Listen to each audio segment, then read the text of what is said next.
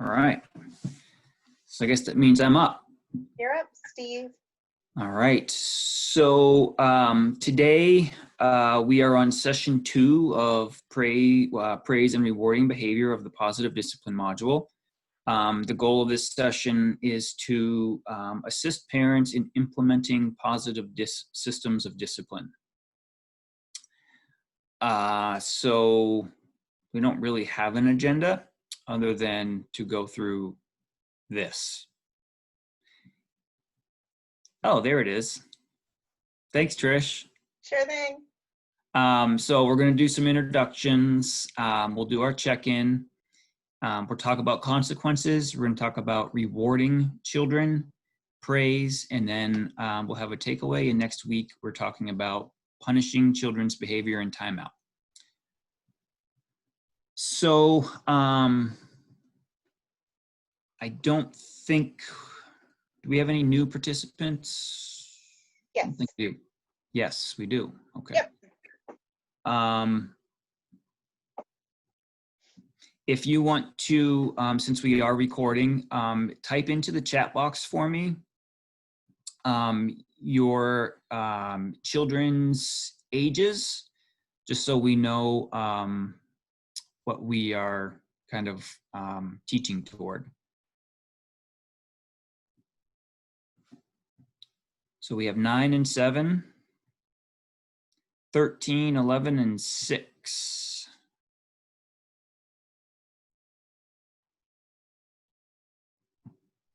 All right. And 3 and 6. Perfect. I think that's everyone. Mm-hmm. So a little bit of a mixture, which is great. All right. So last week, we talked about 4 concepts of discipline in nurturing parenting, as well as morals, values, and rules. If you guys can, again, you can talk if you'd like, but you can also use the chat box. Share any thoughts or experiences with these concepts since last class. So did anyone have any experience with the 4 concepts of discipline, or talking about rule or values or morals or anything in your family?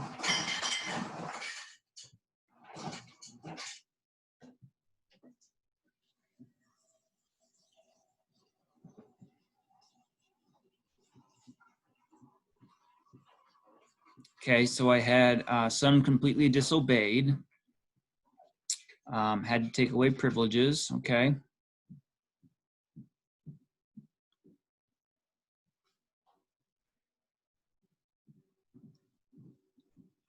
I think I had an instance earlier today where my daughter, who's 9, she was talking about friends that she misses at school. And she said, don't tell this friend and this friend that I said this, but I actually miss this friend the most. Not because I like her the best, but because this friend and this friend are in my class, so I get to see them on the Zoom chat all the time, and I haven't seen this friend since we left school. But I could tell that she was just guilt-ridden about having said the words, I miss this friend more, and how hurt these 2 friends would be if they heard her say that. So Right. It opened up a nice discussion for us about not feeling guilty about your feelings. It's okay to feel that way. And Mhm. I'm also proud of you that you are being thoughtful, that you wouldn't say that in front of these 2 friends.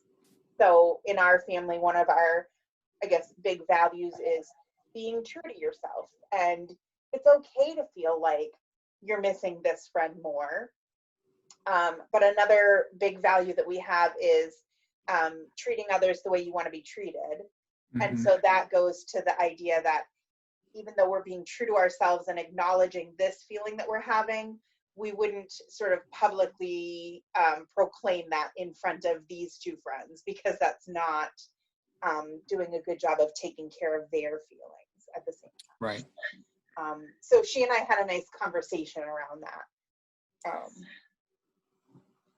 So I'm glad you shared that, Trish, because one of the really key ingredients in positive discipline is really having taking an empathetic approach with our kids. One thing we know about behavior is it's not just because there's always a reason behind the behavior. So if we can step back and really look at their behavior from an empathetic approach, then we will have a much easier time figuring out what's going on and trying to meet them where they are and help them through the situation. So as we go through this, just kind of keep that in mind.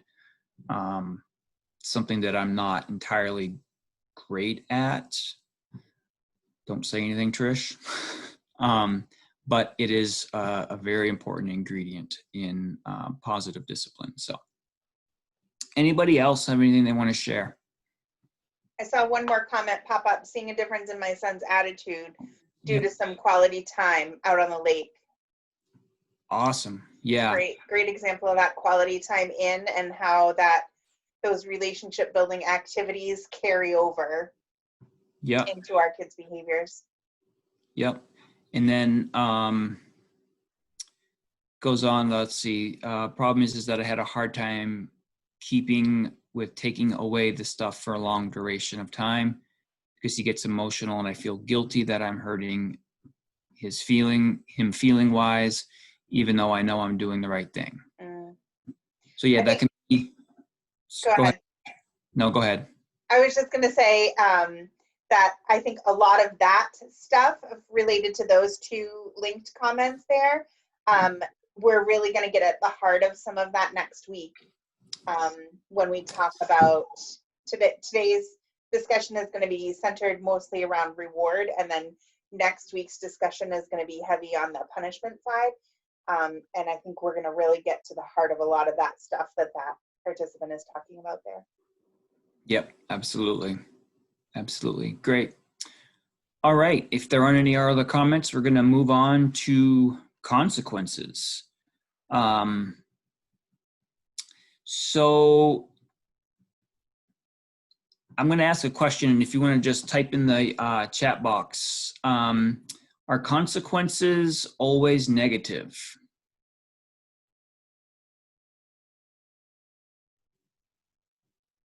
Okay, I have a no. Anybody else? Yep, good. A lot of no's. That's great. So yeah, a consequence is simply a reaction to an action. So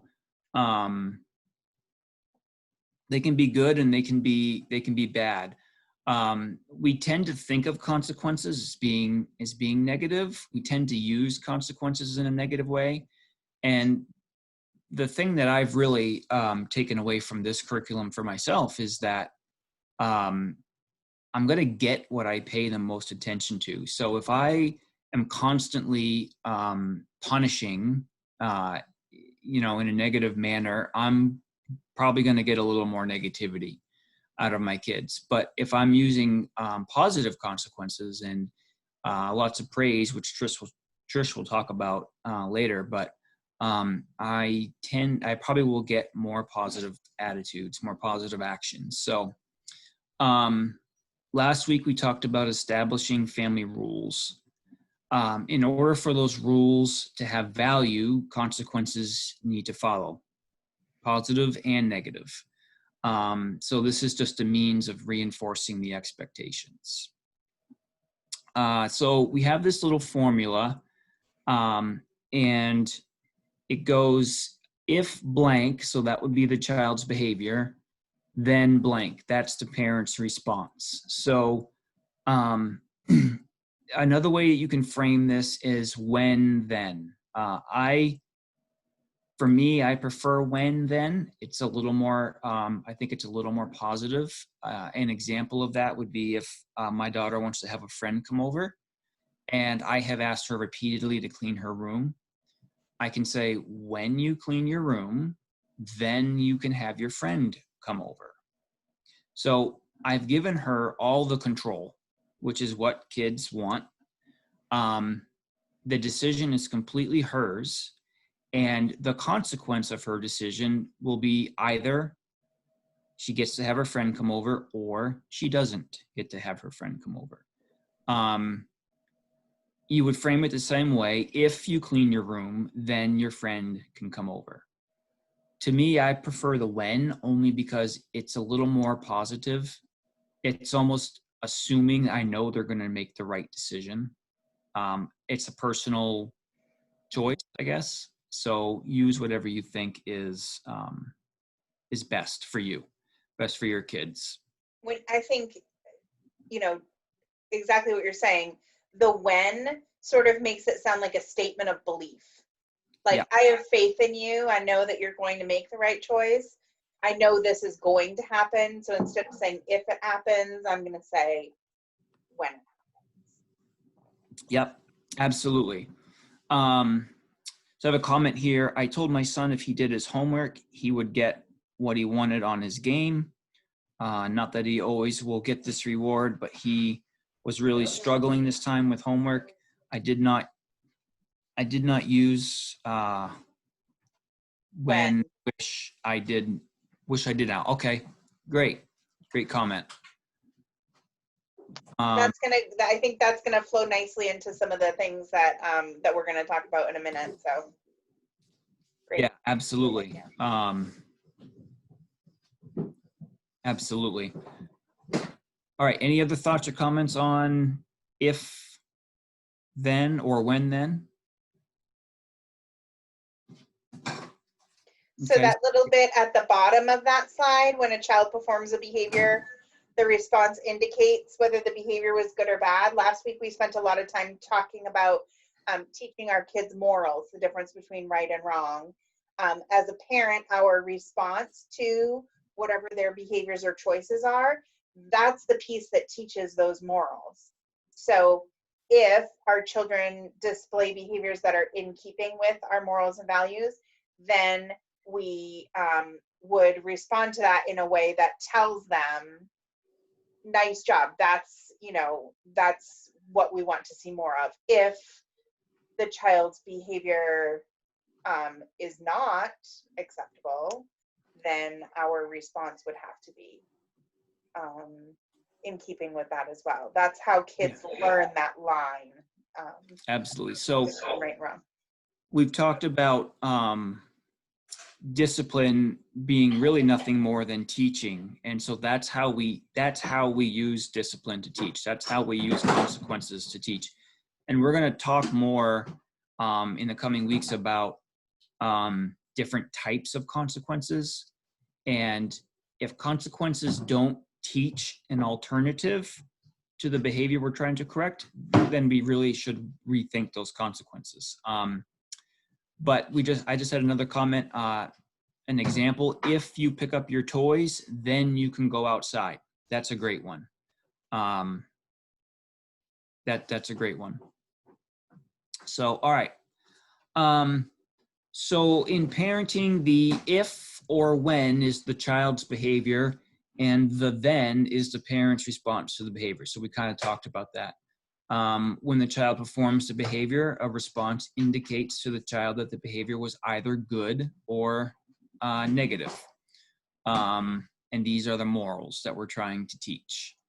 And the response to the behavior is the then. So that's the consequence. All right. So next slide. Perfect. So consequences help children learn right from wrong. So we have discipline. And then from our discipline, we have either rewards or punishments. So as I mentioned, the primary function of a consequence is to help the child learn right from wrong. That's what we're trying to do with consequences. Or at least that's what we should be trying to do. A consequence for desirable behavior is called a reward, and a response for an undesirable behavior is called a punishment. And I want to kind of focus in on those two words, desirable and undesirable, because it's important to kind of get away from good and bad. because everyone has a different idea of what is good and what is bad. So desirable and undesirable is much more kind of focused in on what we're looking for. So just keep that in mind. And we don't want a kid to think they're bad when they make a poor decision, right? So you made an undesirable decision. You're not bad necessarily, right? So just keep that in mind. Anything to add on that, Trish? No, I agree with you. I think that there is a lot of tie into children's self-worth. When we start using terms like good and bad, we're opening the door to a lot of shame for kids. And one thing that we know is kids have an easier time making good choices when they feel good about themselves. So if kids hear, you've been naughty, you're being bad, they're not thinking about it in terms of their actions. They're thinking of it in terms of their character, who they are. Right. If we are making comments that, it may not have been intended that way from the parent to say you're a bad person, but more than likely that's what the child is hearing and internalizing. And once children start to believe that about themselves, that they are naughty, that they are bad, that they should be ashamed of themselves, it sets them up to have a very difficult time making better decisions after that, because their self-worth becomes so low. So absolutely, I think that we want to stay very action focused.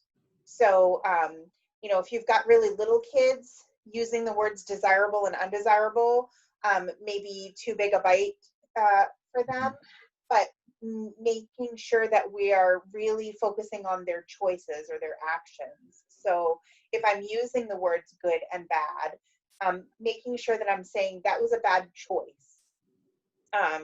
That thing that you did was a bad choice. It was unsafe. It was unhealthy.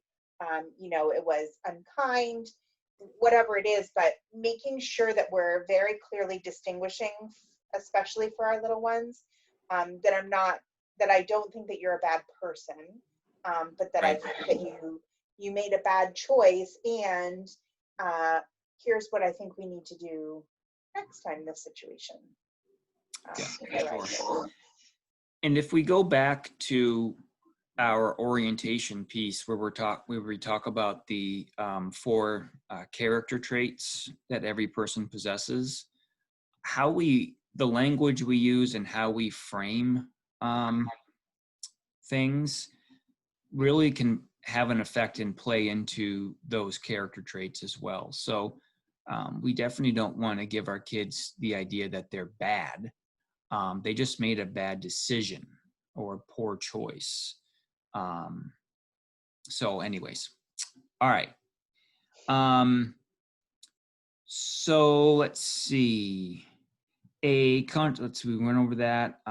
So if there is no consequence, then children are left feeling uncertain, not knowing if the behavior was good or not. So we have another curriculum that we teach, active parenting of teens. And in that curriculum, they talk about the different styles of parenting, and the different styles of parenting they use are the doormat parent. So that would be describing this parent. So basically the parent that really doesn't use consequences. They really don't discipline their children, and they just kind of let them, do whatever they want. And this leaves the kids feeling very uncertain. They don't know really what is right or wrong.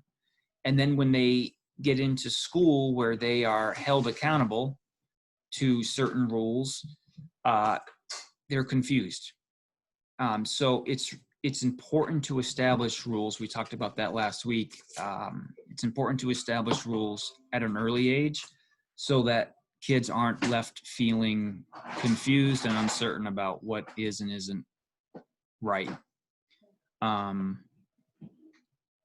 So if we're going to do a little brainstorm here, so if you want to use the chat box,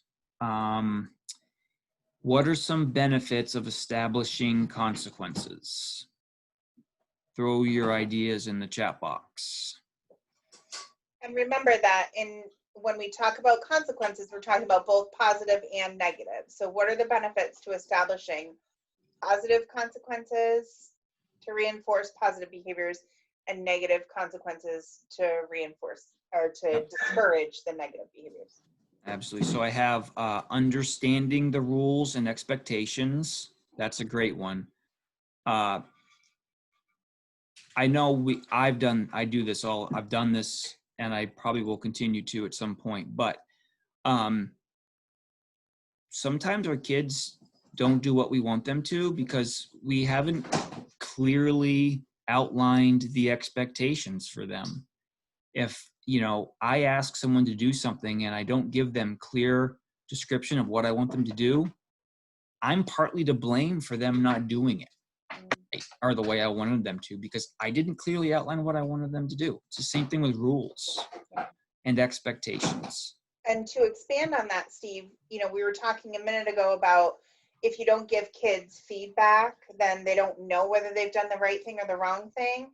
The example that popped up in my mind for that was, so I have a son who's 18, and so, we'll rely on him to do some chores around the house and, some of the like heavy lifting kinds of chores. My husband asked him to do some yard work last week, and he went out and he did the yard work. And when my husband got home from work, I said, "Did you notice that he took care of the things that you asked him to do?" And he said, "Yeah, I noticed." And I said, "Well, did you say anything? Did you thank him for it? Did you say anything?" And his response was something along the lines of, "They shouldn't have to thank him. That's what I asked him to do, and he did it. He was supposed to do it. Like, it's not a big deal." So that to me falls into that category of not giving a consequence, not giving a positive consequence for a positive behavior, which not only I think leaves him unmotivated to want to be helpful again, but also probably leaves him questioning, did I even do it right? Like the next time I'm asked to do that chore, is that the way I should be doing it? Was it acceptable? Was it not acceptable? Did I do it enough? Like, where are the standards? Absolutely. So I think that parent feedback piece afterwards is not only important for the child's self-esteem, but also important for helping children, put things in boxes. This was appropriate. This was not appropriate. This met the standard or it didn't. Yeah. So again, if we go back to empathy, if you think about yourself as an adult, when you do something, whether it be at work or whether it be at home or, whatever it might be, we all want to get that positive feedback, right? We all need that to some extent. And when we don't get it, we feel it. It's the same thing with our kids, whether or not they live with us, we're probably not charging them rent. We're probably not making them pay for their food. Cleaning up the yard is the least they can do, right? But we should still thank them. We should still recognize, because that's what we would want. Mm-hmm. So really trying to take that empathetic approach, and I'm not always good at it myself. I think that's probably a little easier for, not to sound sexist, but I think that's probably comes a little more naturally to females than it does to males. It's definitely not a natural response for me. Because sometimes I have the exact same conversation with my wife that Trish had with her husband this weekend. Yeah. So, except it's the other way around. Yeah. I hear a lot of, so whenever we start talking about rewards, which is going to be the topic of conversation for today, I oftentimes get pushback, not only from dads, but lots of times from dads, about rewarding kids for things that they're supposed to be doing anyway. And my response to that always is, listen, we all have a job to do, right? I have a job to do. And I'm going to do my job regardless of whether someone's patting me on the back or not. But when my boss takes a minute to say, hey, I noticed you did such and such, That was really great. Thank you for putting all that time into it. I feel a lot better about doing my job. I was going to do it anyway, but I just feel better about myself, and I feel better about doing it when I've had that positive encouragement. It means something to me. Um, and it's not any different from kids. You know, they want to hear that little attaboy, attagirl, that was great, nice job, um, that sort of thing. Absolutely. I had another comment. Oh, sorry, Trish, you all right? I'm good, yeah. Okay. I saw you waving. I didn't know. Oh no, I was just rubbing my hands together. I'm a Oh, fidgeter, so I'm always doing yeah. something. Sorry. Another comment here. If they don't know what's okay and what's not okay, they cannot be held accountable for their actions. That's exactly right. And kids need to know what is appropriate and what's not.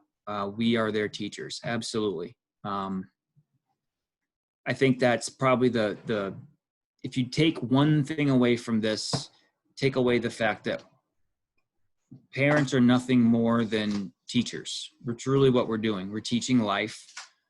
And if we try to take that approach, I think it'll be, a little bit easier. Absolutely. And I think also to go along with that, I was going to click back to this slide for a minute. Except I'm looking at the wrong computer. Hold on. I think something that we, without realizing it, that we often do is when we're looking at this if then, if we're not being mindful, sometimes our responses don't line up. So I'll what I mean by that is, ideally, if the child's behavior is positive, then the parent's response is positive. If the child's behavior is negative, then the parent's response is negative. Sometimes, though, we find ourselves in situations where the child's behavior is negative, but they get a positive response from the parent, which leads to a lot of confusion. Can anyone think of, you can put it in the chat box, a time when we might see a negative behavior from a child, and without realizing it, as a parent, we might reinforce that negative behavior by giving a positive response? Any examples come to mind?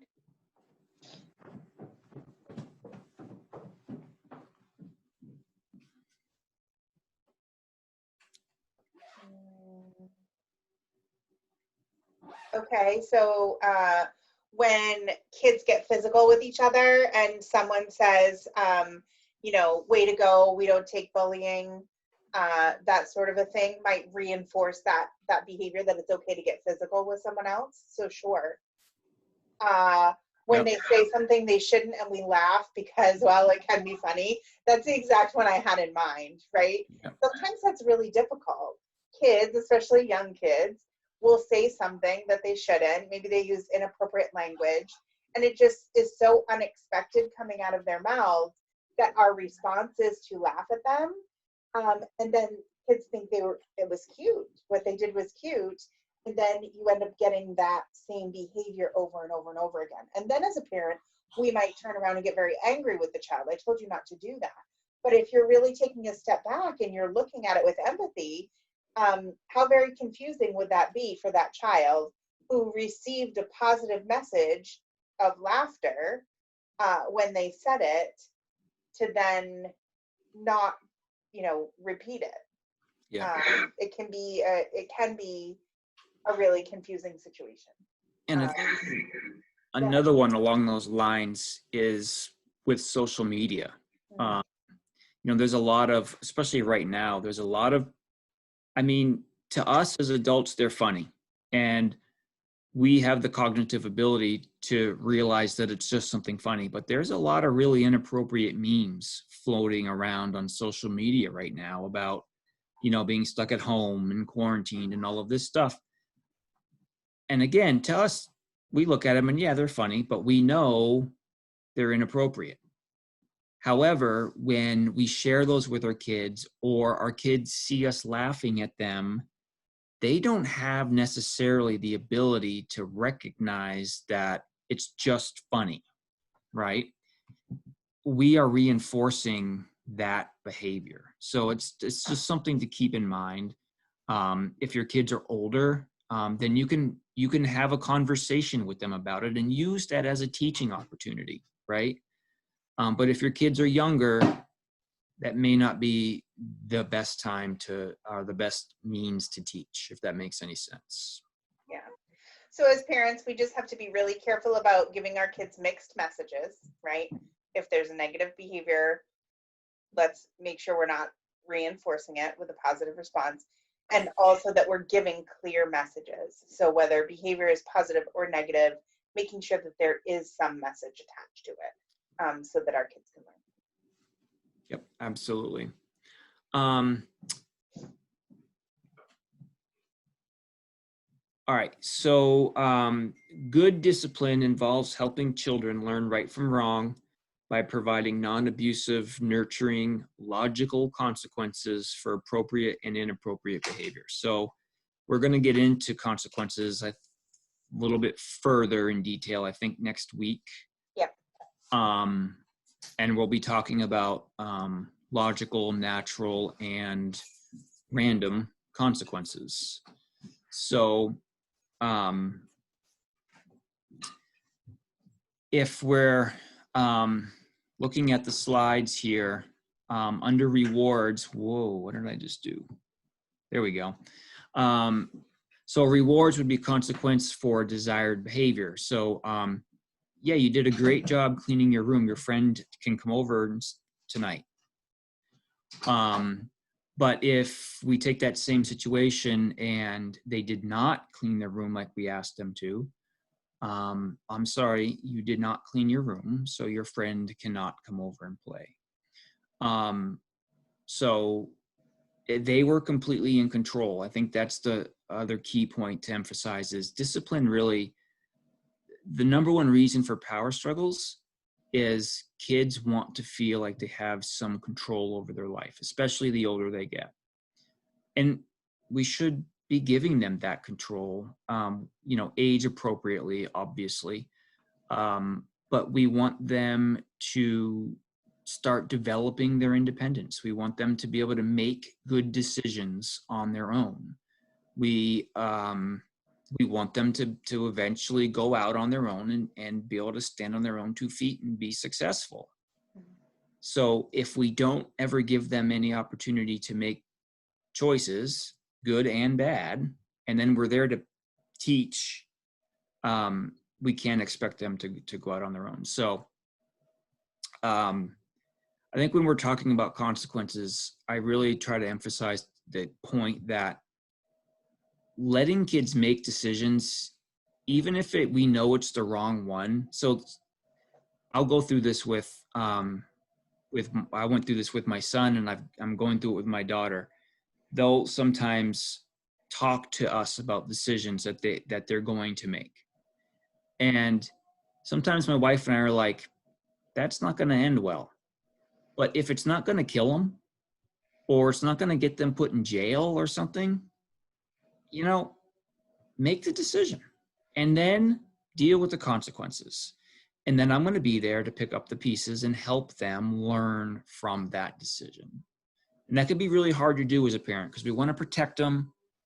But the best way to learn is through a natural consequence. Again, as long as it's not going to kill them. It has to be health and safety involved. So with that, finishes up my piece, I think. Yep. So looking again at this diagram here, discipline is a system that's made up of rewards and punishments. And so today we're going to spend the rest of this lesson looking at that left-hand side of the diagram, the rewards. Next week is going to be all about the right-hand side, the punishments.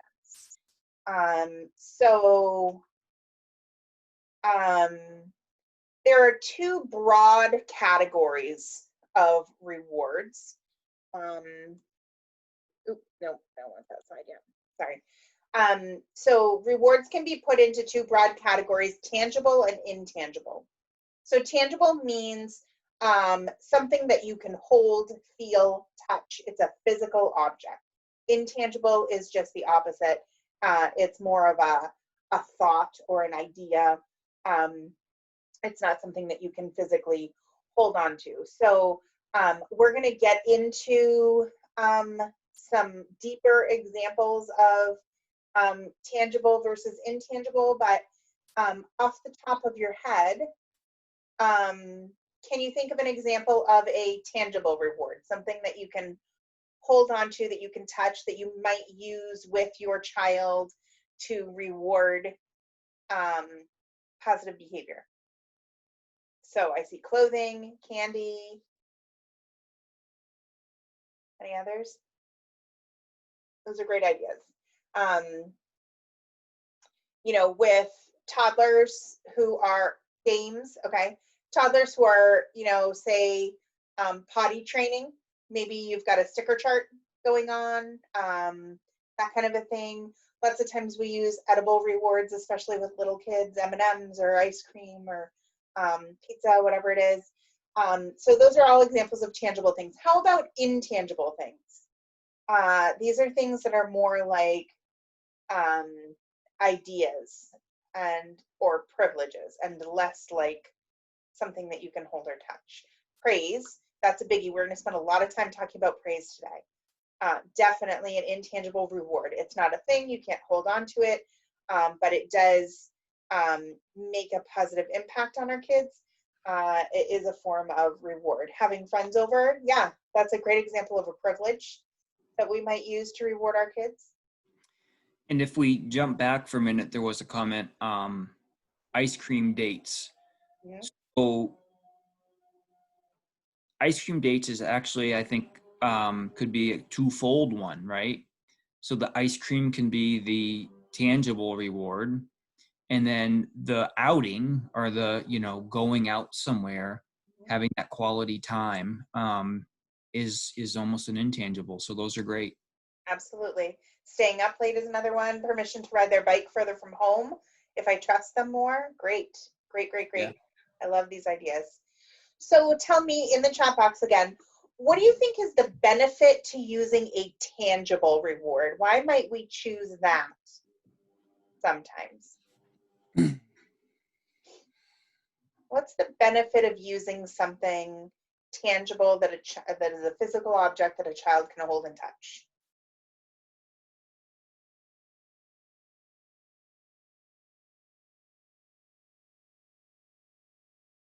Let me give a minute just in case people are typing. Yep, something they can see, hold, they can interact with. Yes, absolutely. So one benefit to that, having something that you can see, touch, and interact with, is that sometimes the reward lasts longer with that.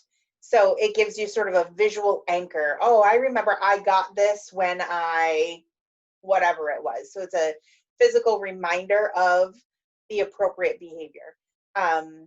They can see they've done good, right, by looking at the reward. Exactly. Also, a poster, that's another great example of a tangible reward. Excellent. Another benefit to using tangible rewards is, for some kids, this might be more motivating. People always laugh at me when I say this, but I used to watch Dr. Phil a lot. I don't know if anybody's a Dr. Phil fan. I haven't watched him in a long time. But one of the things that he used to say was, know your child's currency. So what is it that makes your child sort of motivated? And so for some kids, tangible items can be their currency. Whether it's, they're very like food motivated or whatever. What could be the drawbacks to using tangible rewards? Why might that feel like it's not a great idea? What would be the drawbacks? The cost, yeah. Lots of times there's a cost associated with a tangible reward. And depending on what it is, that cost can be significant, right? Especially, I think, the older kids get, the higher the price tag tends to be on the physical objects that motivate them. So the cost can definitely be a drawback. Another drawback that often comes up when we talk about this is If we're only motivating or over motivating our kids using tangible rewards, sometimes we're creating sort of this materialistic attitude with our kids where I'm only going to do something good if there's something in it for me, if I'm going to get something out of it. And I think they expect it exactly. I think that's, maybe a dangerous sort of an attitude to be setting up for kids. So let's flip the coin and look at the other side for a minute. What would be the benefits of using intangible rewards? Why might that be a better choice? And this really isn't a trick question. Both tangible and intangible are great ideas. So I'm not trying to trap anybody. Why might intangible rewards be better? Sometimes there's no cost or less cost involved with an intangible reward. So it might be, it's maybe more affordable to reward your child with a trip to the playground than it is to reward them with, a stuffed animal or a video game. So a downside to that might be that it's forgotten sooner, okay? Because there's not that item, that visual anchor for kids to refer to. So that could be a drawback. Any other benefits or drawbacks to using intangible rewards?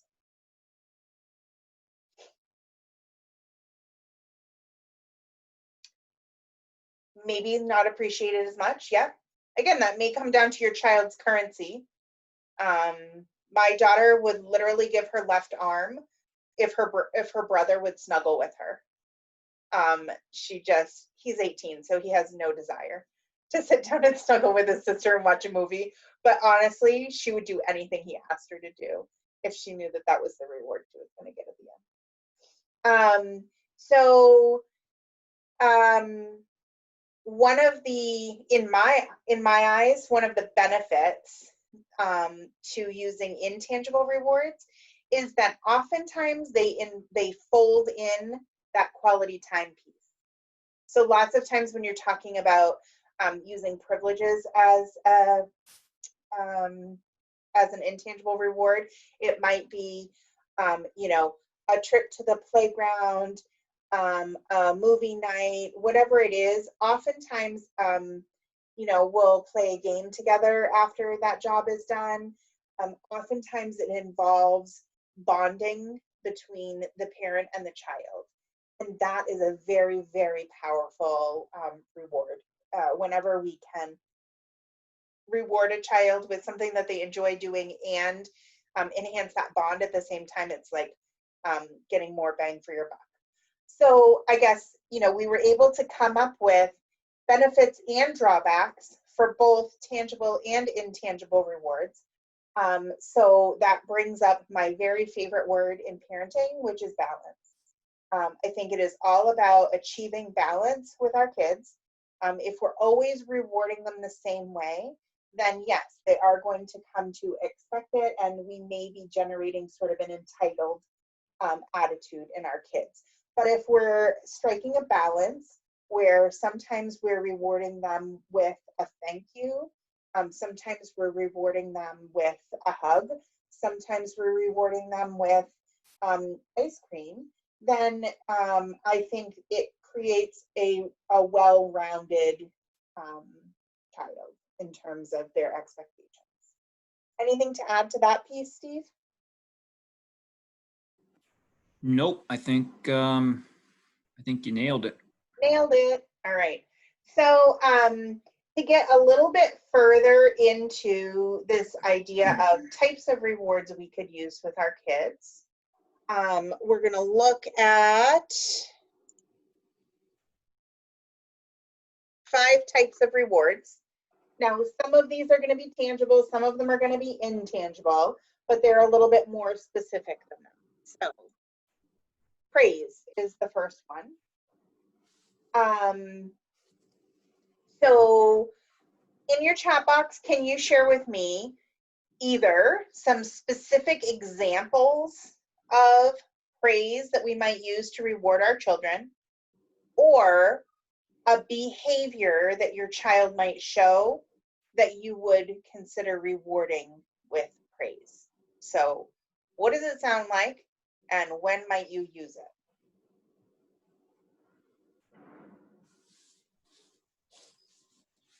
did a wonderful job on your homework. You're so smart. Okay, good job cleaning up after himself. Yep.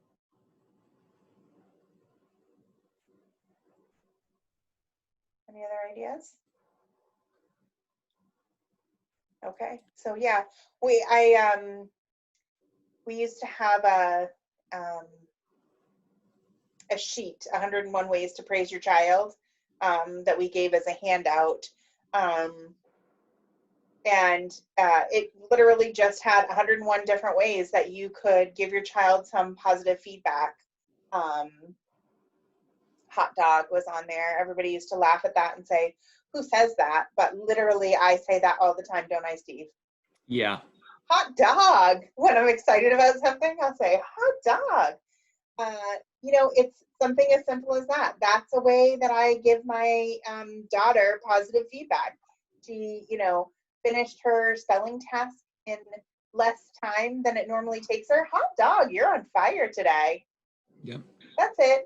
I don't have to reward you with candy or a new doll. Just, hot dog, you're on fire today. And moving right along gives her that little bump of pride in herself. And then she's ready to move on. Let's see. Thank you for trying to make your brother feel better by giving him a hug. Yeah, and then share another hug for the proud moment. Excellent. These are great ideas. All right. Something else. Sorry, Trish, I just had a thought. No, go ahead. Praise. So we talked about last week, we talked about morals and values.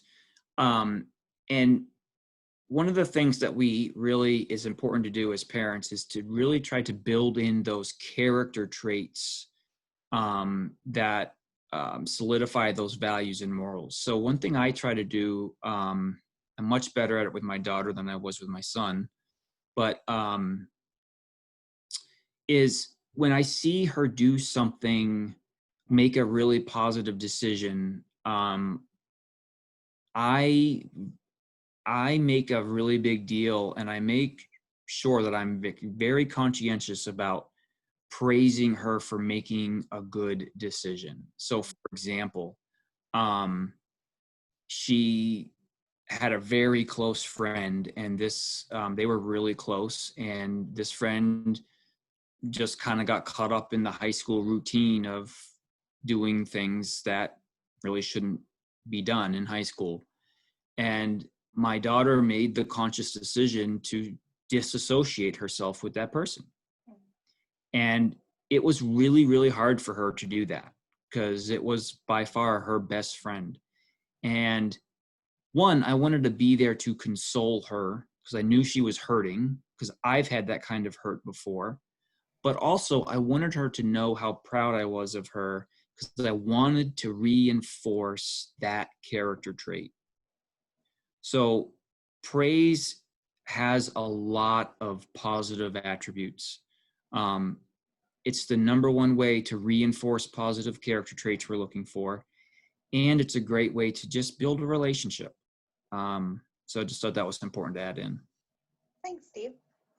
Yeah, I agree with you. I think in terms of discipline, so when parents come to me and they say they're really struggling with discipline, they've got a child and behaviors are driving them crazy, et cetera, et cetera. I think my number one recommendation for parents when you're thinking about your discipline practices would be, how often are you praising the good stuff? Because in my opinion, as parents, we are very, very good at noticing and noticing loudly when our children are not making good choices. And yet, when our children are making good choices, we tend to just sort of take it for granted. Like, yeah, that's what they're supposed to be doing. I'm not going to, take the time. But I think that the fastest way to see a significant difference in a child's behavior is simply to increase the amount of positive praise, positive feedback that you're giving a child. And you will notice, I think Steve said earlier, what you pay attention to is what you get more of. Not saying, I'm not advocating for parents to ignore negative behaviors. They need to be addressed, right? We talked about behavior consequence. But what I am saying is, more often than not, the positive stuff goes unnoticed. And if we did a better job as parents of speaking up, like, hey, that was really nice, that thing that you just did. How I noticed that when your brother tripped, you walked right over and took his hand and helped him up, dusted off his knees. That was so kind of you. It just made my heart sing. I was so proud of how you took care of him in that moment. A little bit. That's it. Like I would be barking nonstop at those two kids if they were fighting. I would have no problem being very vocal about it. So when they're being nice to each other, I should also be vocal about it. That gives them the feedback that they need. So praise, super, super important. And bonus, it costs literally nothing and it's over like that. We're all busy people. We don't have a lot of time in our day. We think about sticker charts and systems and all of this stuff that takes a lot of upkeep and maintenance. Praise, it doesn't take any time at all.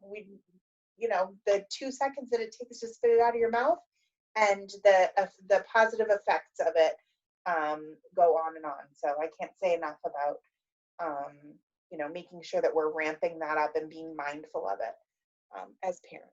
So the next type of reward that they're talking about is touch. So some examples of, using gentle touch with your kids, and what types of behaviors might you reward with gentle touch? What do you think? Some of you already mentioned hugs in your posts ahead, so you were reading my mind about gentle touch, which was the next one coming. Any thoughts about, yeah, a pat on the back, a high five, exactly, right? What toddler isn't motivated by like somebody offering them knuckles or a high five or something like that? The kids eat that stuff up.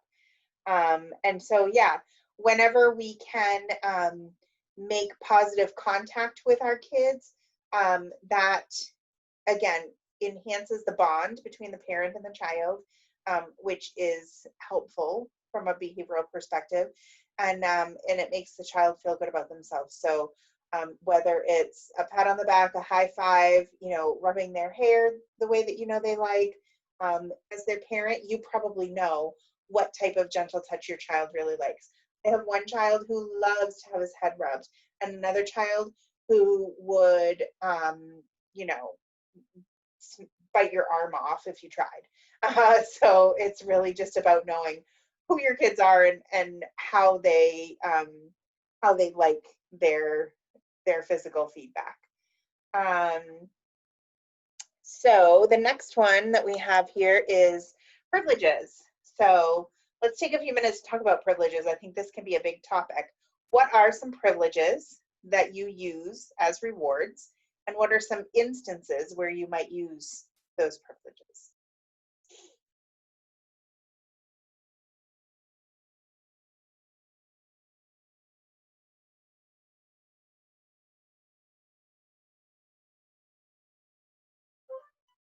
Time on electronics. Sure. What's an instance, what's an example of a behavior that you might reward with time on electronics?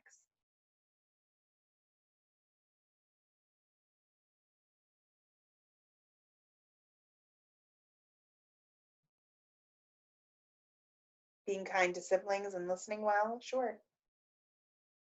Doing all of your schoolwork? Good. Any other privileges come to mind?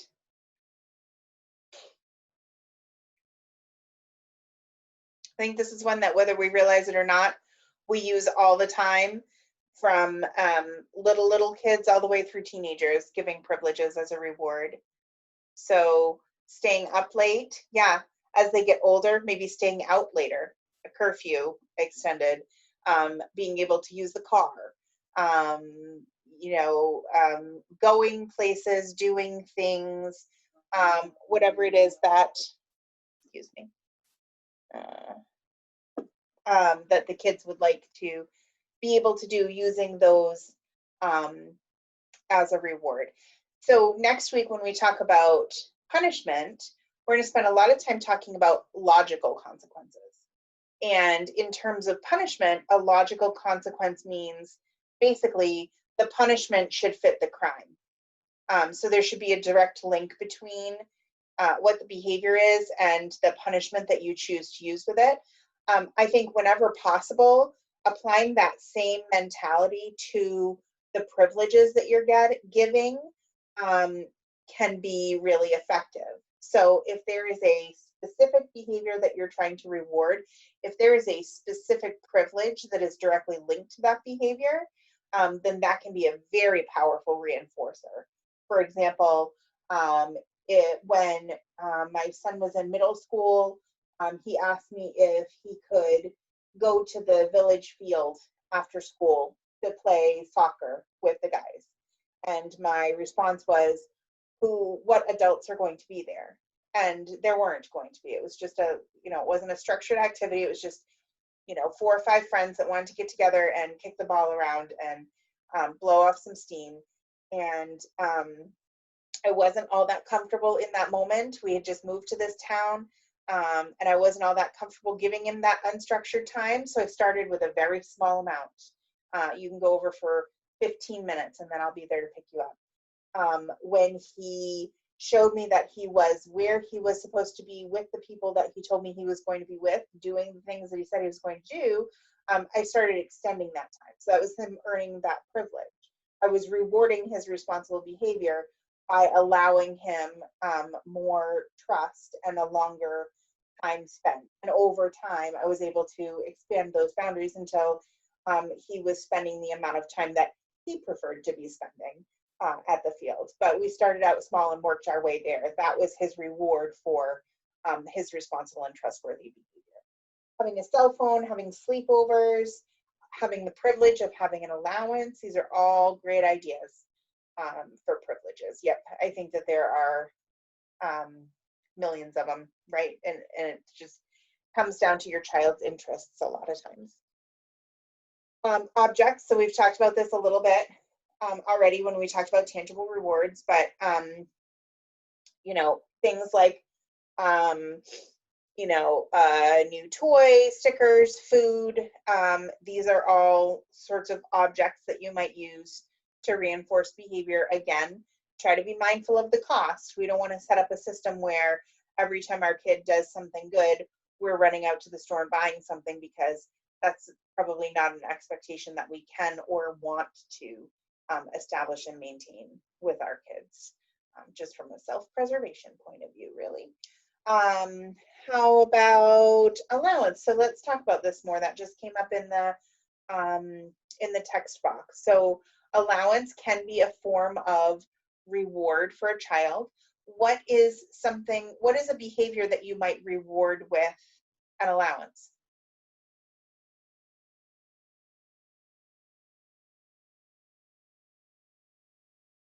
Going above and beyond. So they've been asked to do something and they exceed the expectations for that. Chores, taking out the trash. Yeah. Lots of times, allowance is tied to chores in a lot of households. And I find that parents often take one of 2 points of view on allowance. And really, it comes down to personal preference. There is not a right or a wrong answer when it comes to allowance.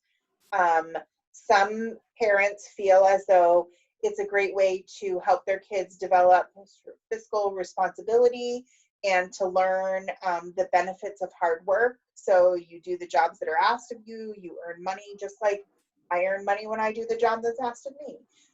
Other parents feel like chores around the house are just a given. No one pays me to cook dinner at night. No one pays me to do the laundry. It's part of being part of this family. We all chip in together, and so your chores are just part of existing in the family. Again, there's no right or wrong answer for this. It comes down to your family's style and your personal preference. but in some instances when kids do have an allowance, yeah, that can be used as a type of reward. And truly, some parents will kind of mix those two different points of view. That's sort of how it is in our house. We don't have a set allowance for established weekly chores. We have some things that, you know, one kid is just always in charge of unloading the dishwasher. That's his job. One kid is in charge of sorting the recycling. That is just always her job. But if there's something above and beyond the sort of normal, typical stuff that we're asking one of the kiddos to do, we might reward them with some money for doing those above and beyond kind of chores. Yeah, for us, it's very similar. One of my hot button topics is developing initiative. So the character trait of initiative. So if my kids take some initiative and they do something on their own, I might reward that with an allowance, because I want to reinforce that. And they're at the age where that's what really is going to reinforce that behavior for them, right? But I also, allowance is a great way to teach money management skills too, which isn't, something that a lot of people aren't really taught. So, teaching those money management skills, allowance is a great way to do that as well. So, yeah. Thanks, Steve. So, I want to go back and talk a little bit more about praise here. This is kind of our last chunk, and then we're going to do a little bit of a wrap up. So, I think it's worth spending some more time on praise because, like I said before, I think this is the type of reward that you can get a really big bang for your buck, so to speak, if it's used to its fullest. So our curriculum talks about two different types of praise. It talks about praise for being and praise for doing. So praise for being is just noticing and appreciating a person. It's basically an expression of unconditional love. So can you, in the chat box, can you think of some things that you might say to your kids that are examples of praise for being? Not attached to something they're doing at the moment. So this is more about their character, who they are to you. What's something you might say that praises them for being who they are?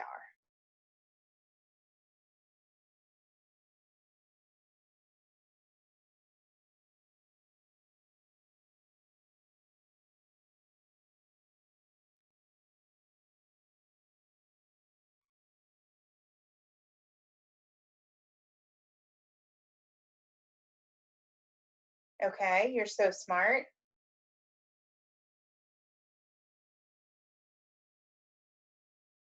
So handsome, yeah. So kind. Absolutely. Things like, I love you so much. I feel so lucky to be your mom. How did I get so lucky that I get to be your mom? Right? Those are types of praise that we give our kids to help them feel good about themselves. It's not associated with something that they did. It's just telling them that you really appreciate the special, wonderful individual that they are. Praise for doing notices and appreciates a person's efforts or their behavior. So this is focused not on their character, but on something appropriate that they've done. So what's an example of praise for doing that you might offer to your child?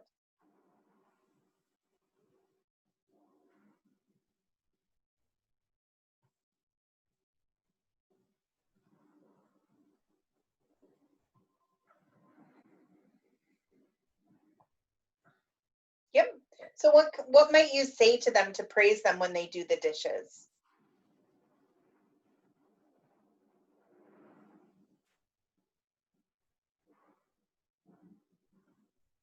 Thank you. You did a great job. Exactly. That's going to reinforce that behavior for the next time. that situation comes up. Thank you for sweeping. Great job. Yeah.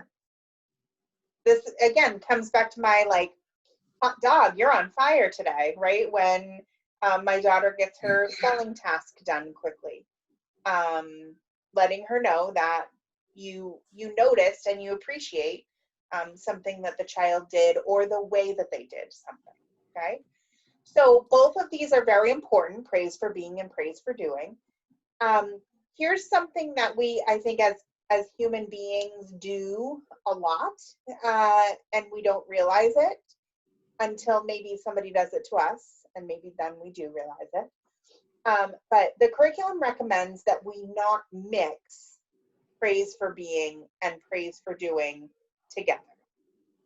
So for example, I love you so much when you're a good listener like that. What could be the danger in giving kids that type of feedback? I love you so much when you're a good listener like that. That mixes praise for being, I love you so much, with praise for doing, nice job being a good listener. What could be the danger in mixing those two together?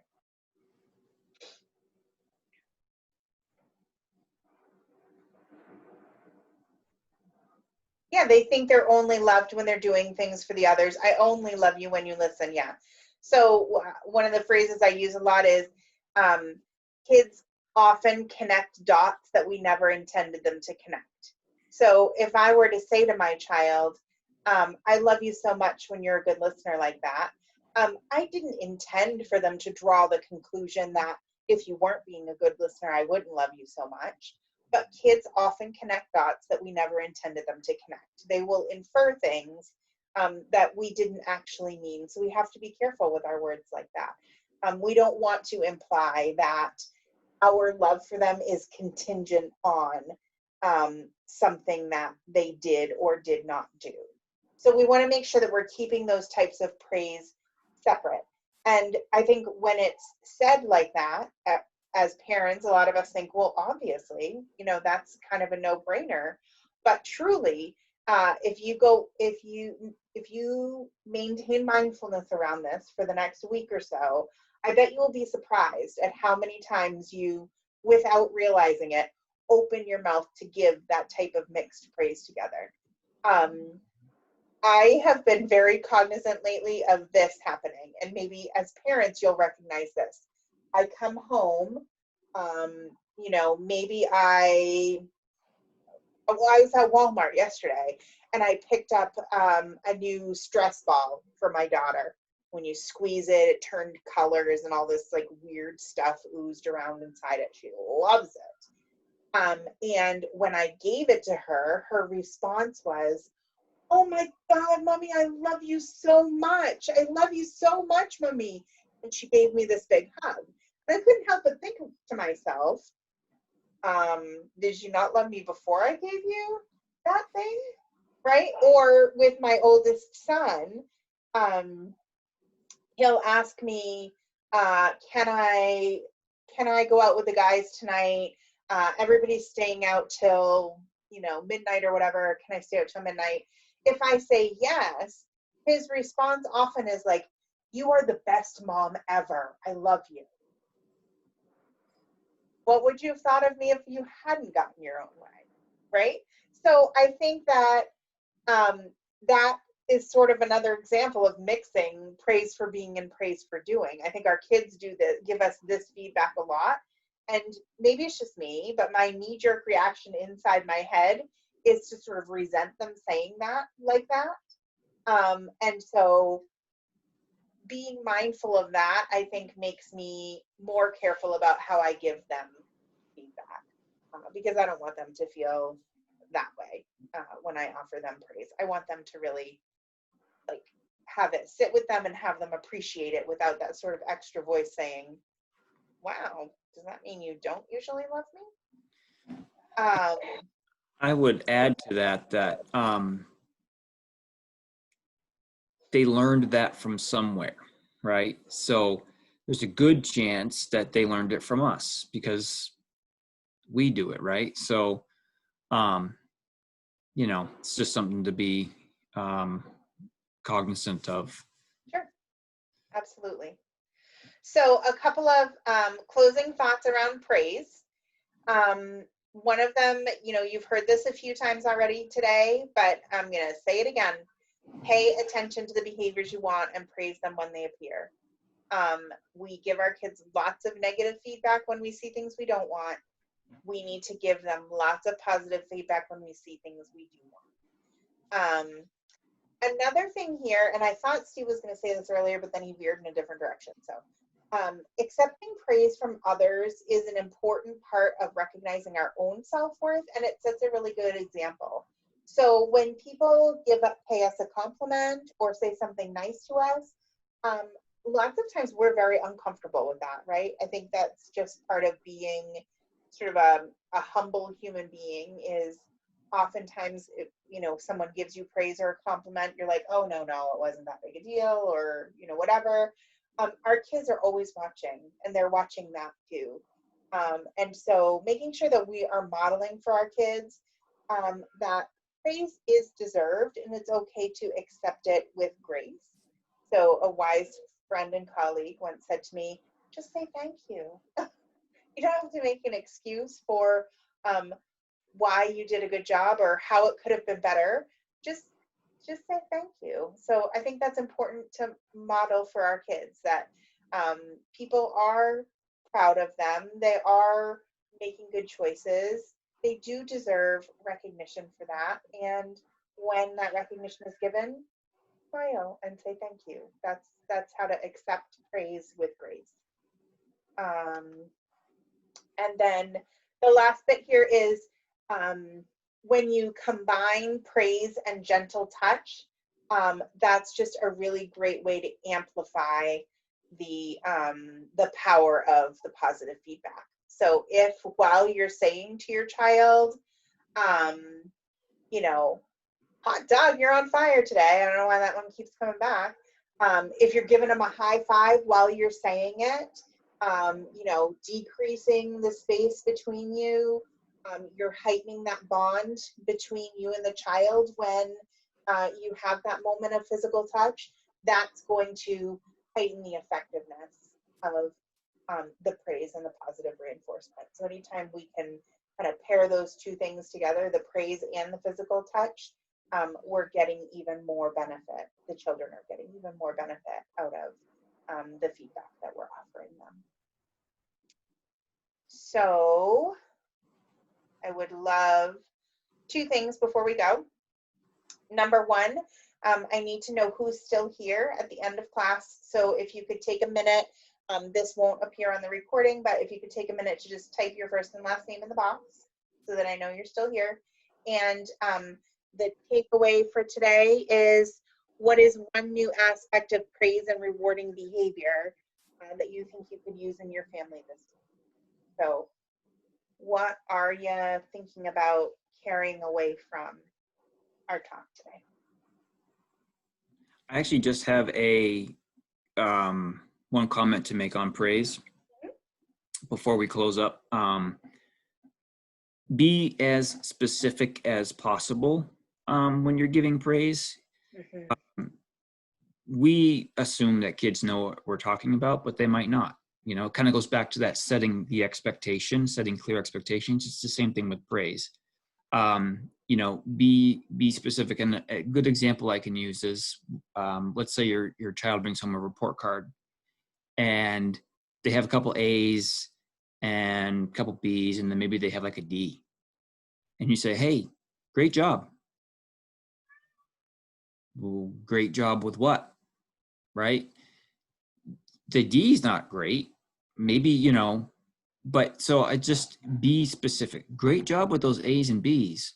What can we do about the D, or maybe you don't even talk about the D yet. Maybe you just let the praise of the A's and the B's sink in, and then you come back later and talk about the D, but be specific. Yeah, that also reminds me, Steve, another curriculum that we teach, Positive Solutions for Families, they talk about giving feedback. And one of the points they bring up, I always think is a good one, is not only to be specific about your praise, but make sure that you're being genuine with your praise. So sometimes I think as parents, we use this little manipulative technique, especially if we have multiple children. So you've got two kids, one of them is doing the right thing, one of them is doing the wrong thing, and you make sure that you like very clearly praise the one who's doing the right thing in front of the one who's doing the wrong thing, so that hopefully they'll like shape up and turn it around. There's nothing really inherently wrong with this, but if that's the only time that your kids are getting praise is when you're using it to sort of manipulate their sibling, then that, I feel like that creates a problematic kind of a vibe in your household. So, you know, every now and again, sure, notice out loud in front of that one who's making a bad choice that, you know, his brother's doing exactly what you need right now. But just make sure that you're just giving actual, real, genuine praise without a hidden agenda for your other kid. And also, another point that that curriculum makes is make sure that you're not sort of sneaking in an underhanded insult with your praise. And so here's what this might sound like. Thank you for finally putting the dishes away where they're supposed to go. Like, is that a thank you for putting the dishes away? Or was that a sort of a passive aggressive comment about you usually don't do a great job putting the dishes away? So just make sure that when you offer praise to people, not just to children, but to people, when you're offering praise to people, make sure it's coming from the right place and that your motives are pure in offering it. That's what's really going to motivate people, I think, to do what you need. Is there anybody else who's still out there? Because I asked people to type their first and last name in the box, and I'm not getting a lot of responses there. So this is how I take attendance. You could just take a minute, make sure that you have clicked either to everyone so that it shows up on all of the screens, or you can make just a private comment just to me by clicking on the arrow next to everyone. It'll give you a drop down and you can choose just me to share it with. But I need to know first and last name who's still here so that I can take attendance. Thanks.